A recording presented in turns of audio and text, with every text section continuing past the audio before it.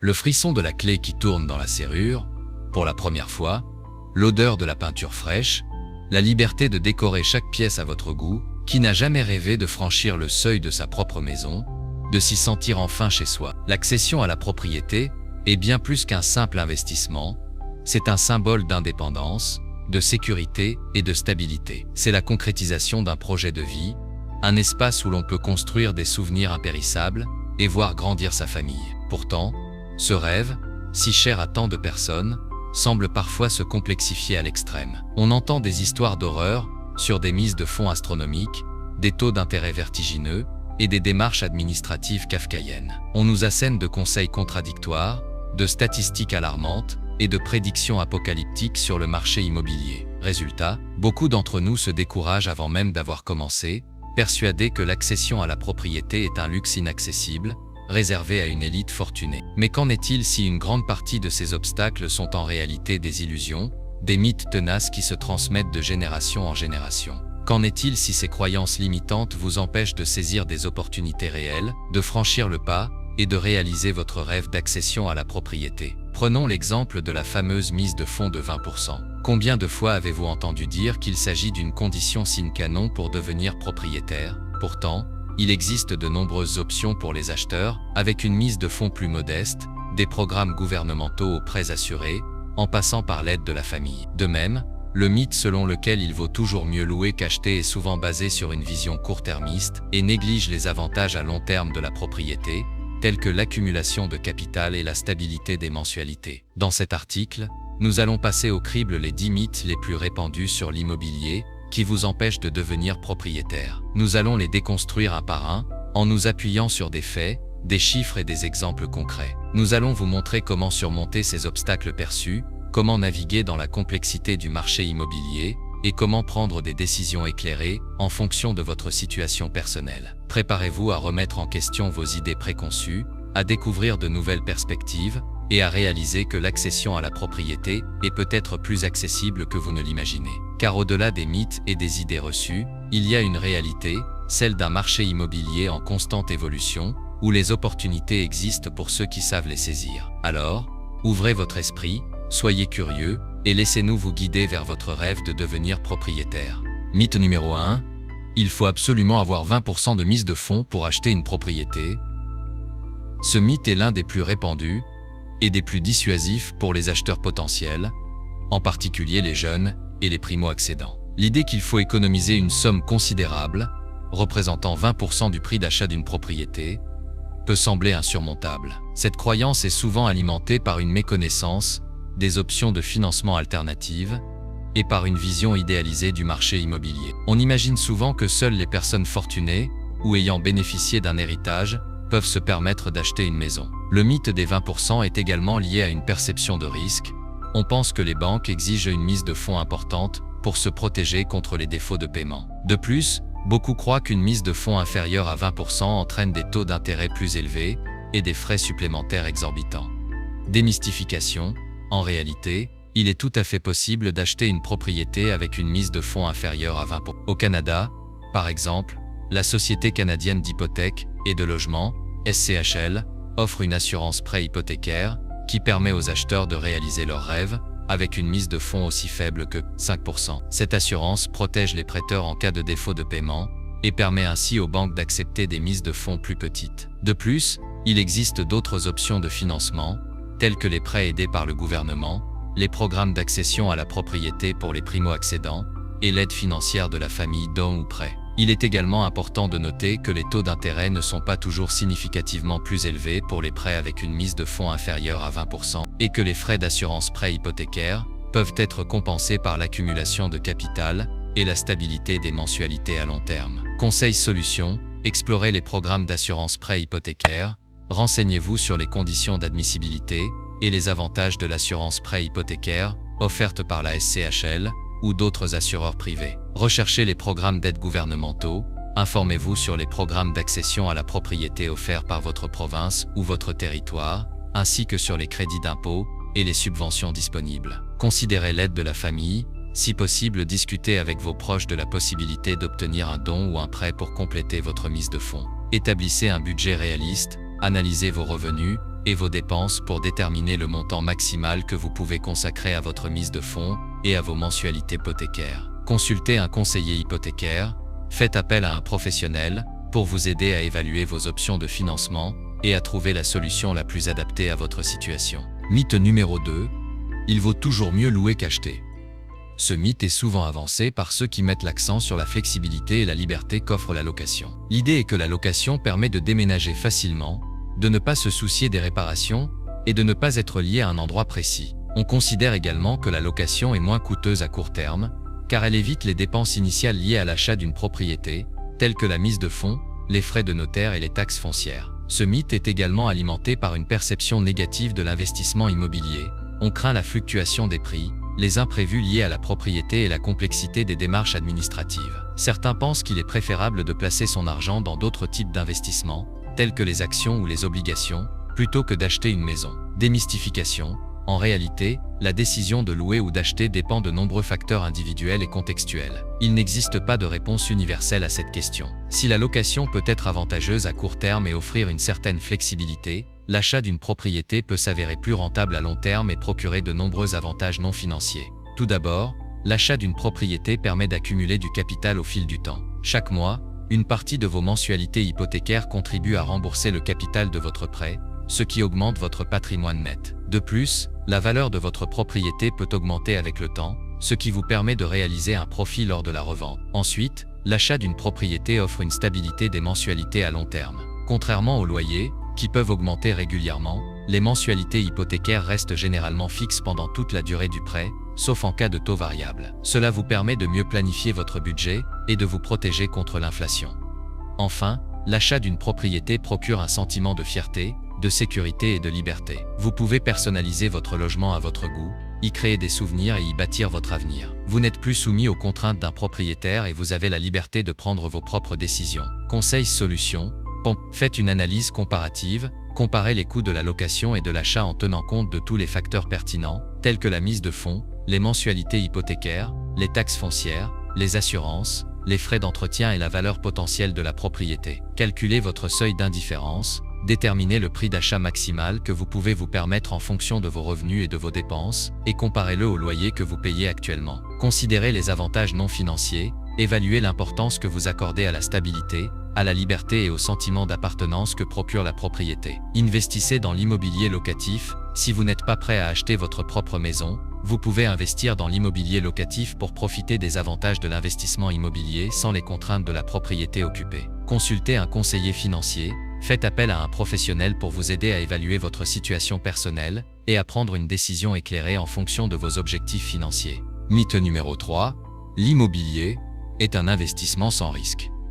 Ce mythe est souvent véhiculé par ceux qui considèrent l'immobilier comme un placement sûr et stable, capable de générer des rendements élevés sans risque de perte. On entend souvent dire que la pierre ne se dévalue jamais, ou que l'immobilier est le meilleur investissement que l'on puisse faire. Cette croyance est souvent basée sur une vision simpliste du marché immobilier et sur une méconnaissance des risques potentiels liés à la propriété. L'idée que l'immobilier est un investissement sans risque est également alimentée par le souvenir de périodes de forte croissance des prix, où les propriétaires ont vu leur patrimoine augmenter considérablement en peu de temps. On oublie souvent que le marché immobilier est cyclique et qu'il peut connaître des périodes de stagnation, voire de baisse des prix. Démystification.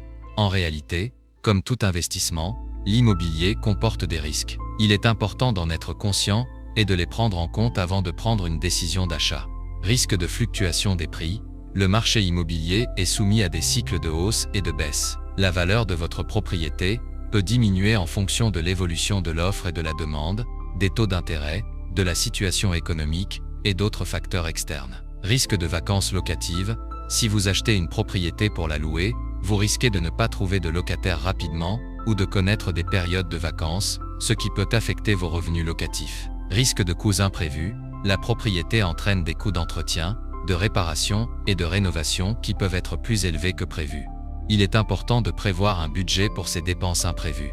Risque de taux d'intérêt. Si vous avez un prêt hypothécaire à taux variable, vos mensualités peuvent augmenter en cas de hausse des taux d'intérêt, ce qui peut affecter votre capacité de remboursement.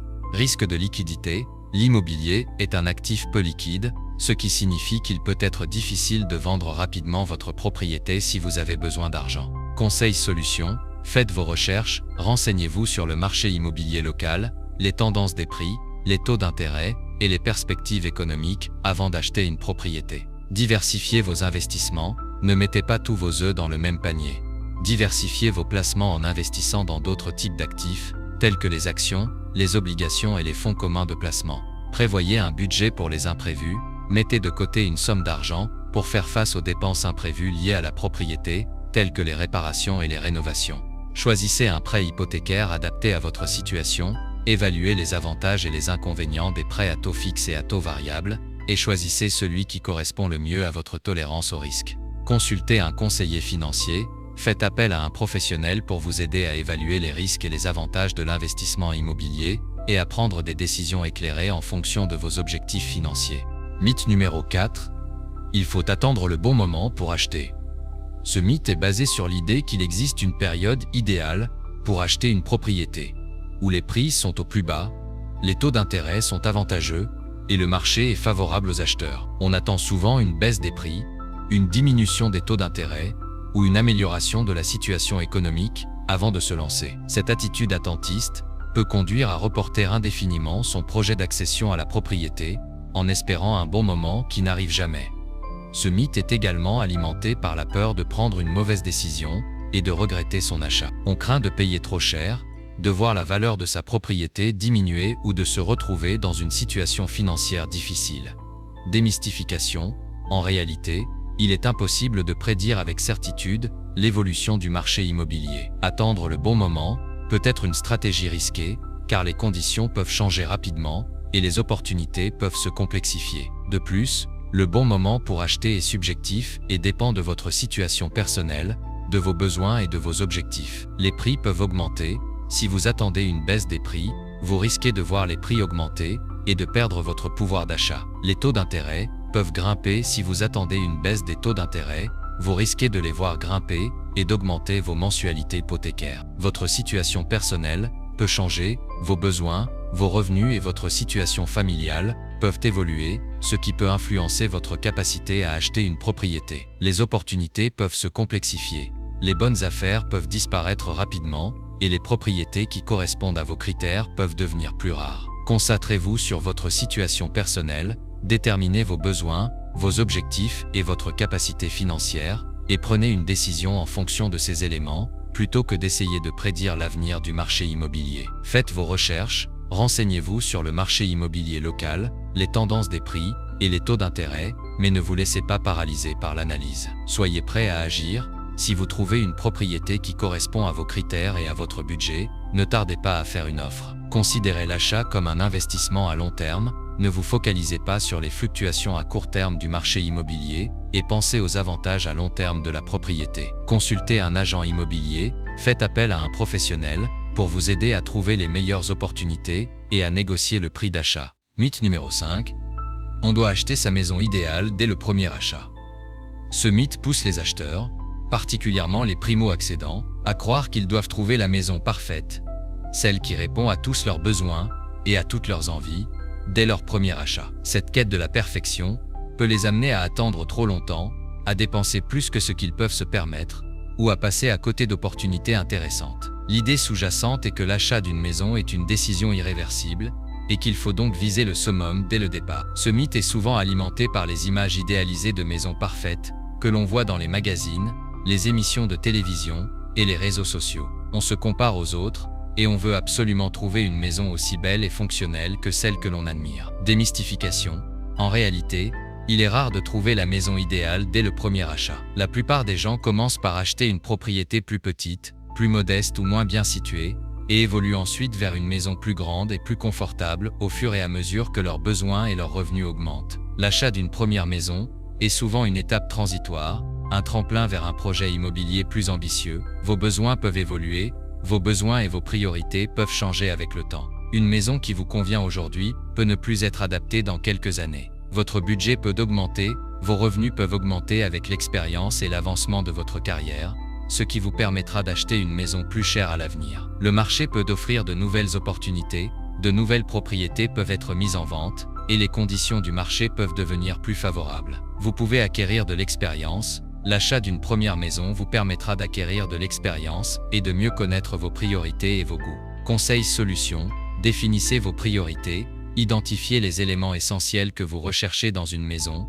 et soyez prêt à faire des compromis sur les éléments secondaires. Fixez-vous un budget réaliste, déterminez le montant maximal que vous pouvez consacrer à votre achat, et ne vous laissez pas tenter par des propriétés trop chères. Considérez l'achat comme un investissement, achetez une propriété qui a du potentiel, et qui peut prendre de la valeur avec le temps. Soyez ouvert au compromis, acceptez l'idée que votre première maison ne sera pas parfaite, et soyez prêt à faire des compromis sur la taille, l'emplacement ou les caractéristiques de la propriété. Pensez à l'avenir, visualisez votre projet immobilier à long terme, et achetez une maison qui vous permettra d'évoluer et de progresser vers vos objectifs. Mythe numéro 6. Les agents immobiliers ne servent à rien. Ce mythe suggère que les agents immobiliers sont inutiles, et que leurs services ne justifient pas les commissions qu'ils perçoivent. On pense souvent qu'il est facile de trouver une propriété par soi-même grâce à Internet, de négocier directement avec le vendeur, ou de gérer les formalités administratives sans aide professionnelle. L'idée est que les agents immobiliers ne font que gonfler les prix et complexifier inutilement le processus d'achat ou de vente. Ce mythe est souvent alimenté par des expériences négatives avec des agents immobiliers peu compétents ou peu scrupuleux. On entend des histoires d'agents qui ne sont pas à l'écoute des besoins de leurs clients, qui poussent à la vente ou à l'achat rapide, ou qui ne fournissent pas un service de qualité. Démystification. En réalité, un bon agent immobilier peut être un allié précieux dans le processus d'achat ou de vente d'une propriété. Il possède une connaissance approfondie du marché, un réseau de contacts étendu, et une expertise dans la négociation et les aspects juridiques de l'immobilier. Faire appel à un agent immobilier peut vous faire gagner du temps, de l'argent, et vous éviter des complexités inutiles. Connaissance du marché. Un agent immobilier connaît les prix du marché, les tendances locales et les opportunités à saisir. Il peut vous aider à trouver la propriété qui correspond à vos critères et à votre budget. Accès à un réseau étendu. Un agent immobilier a accès à un réseau de contacts comprenant d'autres agents, des courtiers hypothécaires, des inspecteurs en bâtiment et des entrepreneurs. Négociation. Un agent immobilier peut vous aider à négocier le prix d'achat ou de vente, et à obtenir les meilleures conditions possibles. Gestion des formalités. Un agent immobilier peut vous aider à gérer les formalités administratives, les documents juridiques et les inspections. Gain de temps. Un agent immobilier peut vous faire gagner du temps en s'occupant de la recherche de propriétés, des visites, des négociations et des formalités administratives. Conseils solutions. 7. Choisissez un agent compétent, faites vos recherches et choisissez un agent immobilier expérimenté, bien informé, et qui comprend vos besoins. Vérifiez les références, demandez à l'agent de vous fournir des références de clients précédents, et contactez-les pour connaître leur expérience. Communiquez clairement, exprimez clairement vos besoins, vos attentes et vos limites à l'agent immobilier. Soyez impliqué, participez activement au processus de recherche, de visite et de négociation.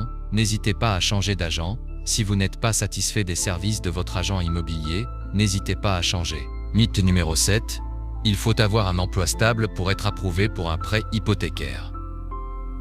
Ce mythe est basé sur l'idée que les banques et les institutions financières exigent une preuve de stabilité d'emploi avant d'accorder un prêt hypothécaire. On pense souvent qu'il faut avoir un emploi à temps plein, avec un contrat à durée indéterminée, et travailler pour le même employeur depuis plusieurs années, pour être considéré comme un emprunteur fiable. Cette croyance peut décourager les travailleurs autonomes, les pigistes, les contractuels et les personnes ayant des emplois atypiques de demander un prêt hypothécaire. Ce mythe est alimenté par une vision traditionnelle du marché du travail et par une méconnaissance des critères d'évaluation des risques utilisés par les prêteurs. On oublie souvent que la stabilité d'emploi n'est qu'un facteur parmi d'autres et que les prêteurs peuvent tenir compte d'autres sources de revenus, de l'historique de crédit et de la mise de fonds. Démystification.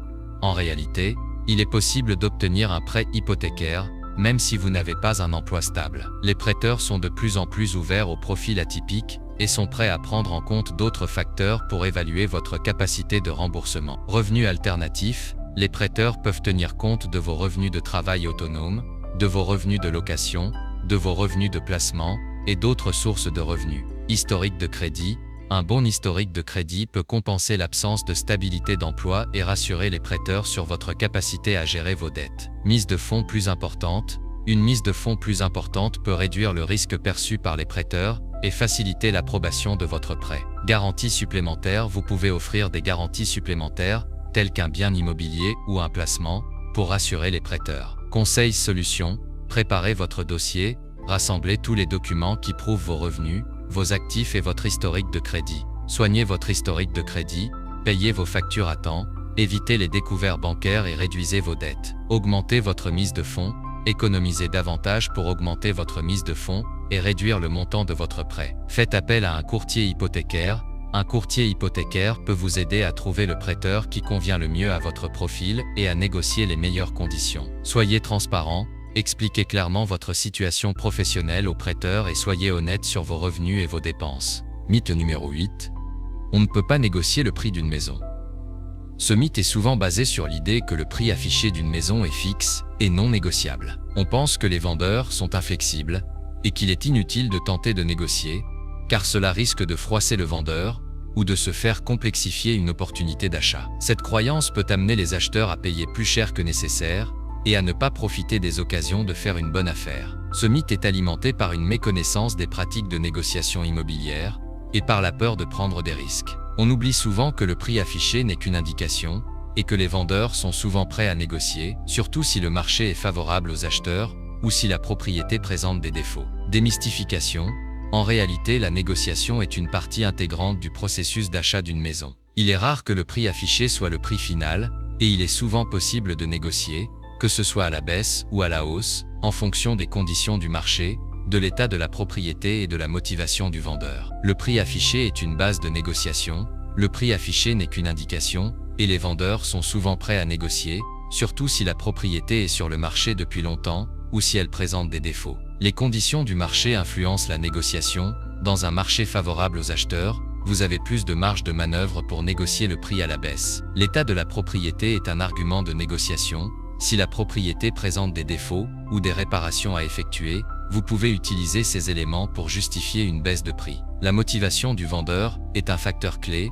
Si le vendeur est pressé de vendre, il sera plus enclin à accepter une offre inférieure au prix affiché. Conseil solution: faites vos recherches, renseignez-vous sur les prix des propriétés comparables dans le secteur et sur les conditions du marché. Faites une offre raisonnable, proposez un prix qui est juste et justifié, en tenant compte de l'état de la propriété, des conditions du marché et de votre budget. Soyez prêt à complexifier la négociation. La négociation peut prendre du temps et nécessiter plusieurs échanges avec le vendeur. Faites appel à un agent immobilier. Un agent immobilier peut vous aider à négocier le prix d'achat et à obtenir les meilleures conditions possibles. Soyez prêt à vous retirer. Si vous n'arrivez pas à un accord avec le vendeur, soyez prêt à vous retirer et à chercher une autre propriété. Mythe numéro 9.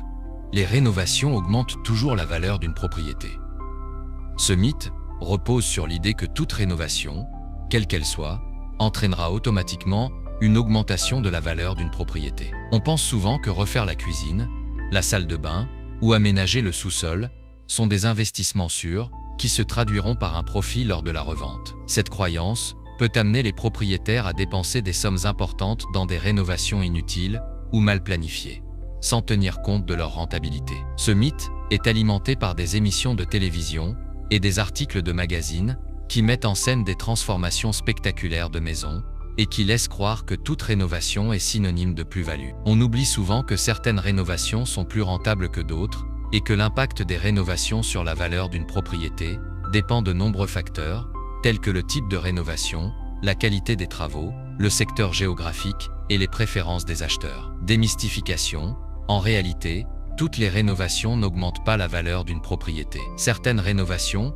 peuvent même diminuer la valeur si elles sont mal réalisées, si elles ne correspondent pas au goût des acheteurs ou si elles ne sont pas adaptées au secteur géographique. Il est important de planifier les rénovations avec soin et de se concentrer sur les projets qui offrent le meilleur retour sur investissement. Certaines rénovations sont plus rentables que d'autres. Les rénovations qui améliorent la fonctionnalité, la sécurité et l'attrait général de la propriété sont généralement plus rentables que les rénovations esthétiques ou de luxe. La qualité des travaux est essentielle. Des travaux mal réalisés ou de mauvaise qualité peuvent diminuer la valeur de la propriété et décourager les acheteurs potentiels. Le secteur géographique influence les préférences des acheteurs. Les préférences des acheteurs varient en fonction du secteur géographique. Il est important de tenir compte des goûts locaux avant de réaliser des rénovations. L'entretien est aussi important que la rénovation. Un entretien régulier de la propriété est essentiel pour maintenir sa valeur et éviter les réparations coûteuses. Conseils solutions, faites vos recherches, renseignez-vous sur les rénovations les plus rentables dans votre secteur et sur les préférences des acheteurs locaux. Établissez un budget, fixez-vous un budget réaliste et respectez-le. Faites appel à des professionnels, engagez des entrepreneurs qualifiés et expérimentés pour réaliser les travaux. Concentrez-vous sur les rénovations essentielles, donnez la priorité aux rénovations qui améliorent la fonctionnalité, la sécurité et l'attrait général de la propriété. Pensez à l'avenir, choisissez des matériaux et des finitions durables et intemporelles. Mythe numéro 10, l'immobilier est trop cher pour moi. Ce mythe est une barrière psychologique importante pour de nombreux acheteurs potentiels, qui se sentent découragés par les prix élevés de l'immobilier et qui pensent qu'il est impossible pour eux d'accéder à la propriété. Cette croyance peut les amener à ne même pas envisager la possibilité d'acheter une maison et à renoncer à leur rêve d'accession à la propriété. Ce mythe est alimenté par la perception que les prix de l'immobilier sont inabordables et qu'il faut des revenus très élevés pour pouvoir acheter une maison. On oublie souvent qu'il existe des options de financement abordables, des secteurs géographiques moins chers et des stratégies pour réduire le coût d'acquisition. Démystification.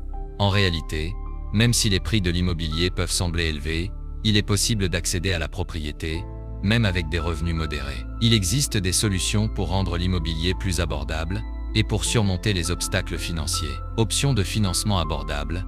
Il existe des prêts hypothécaires à faible mise de fonds, des programmes d'aide gouvernementaux et des subventions pour les primo-accédants. Secteur géographique moins cher.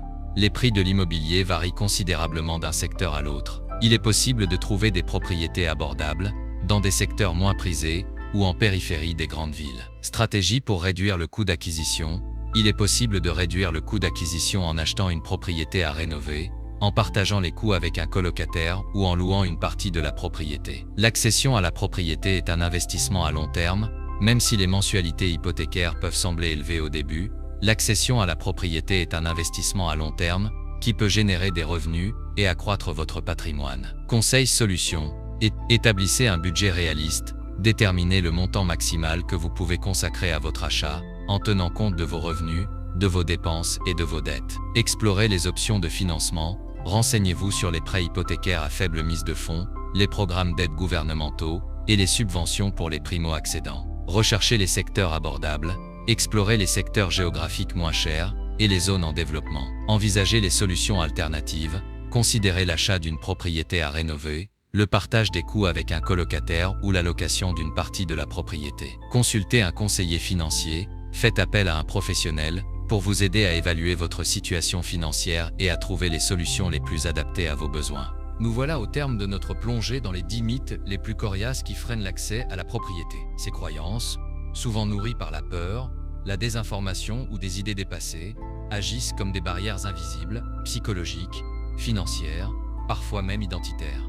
Mais maintenant, vous savez qu'il n'est pas nécessaire d'avoir 20% d'apport, que louer n'est pas toujours plus malin, que l'immobilier n'est pas un Eldorado sans risque, qu'il n'existe pas de moment parfait pour acheter, que votre première maison n'a pas besoin d'être un chef-d'œuvre, que les agents immobiliers peuvent être des alliés stratégiques, qu'un CDI n'est pas une condition sine qua non, que le prix affiché n'est jamais gravé dans le marbre, que les rénovations ne garantissent pas une plus-value, et surtout, que l'immobilier n'est pas hors de portée pour vous. L'accès à la propriété n'est pas un rêve réservé à une élite. C'est un projet structuré, accessible et surtout transformateur, à condition de déconstruire les mythes et de s'armer de la bonne information. Ne laissez pas les idées reçues décider pour vous. Voici vos prochaines étapes.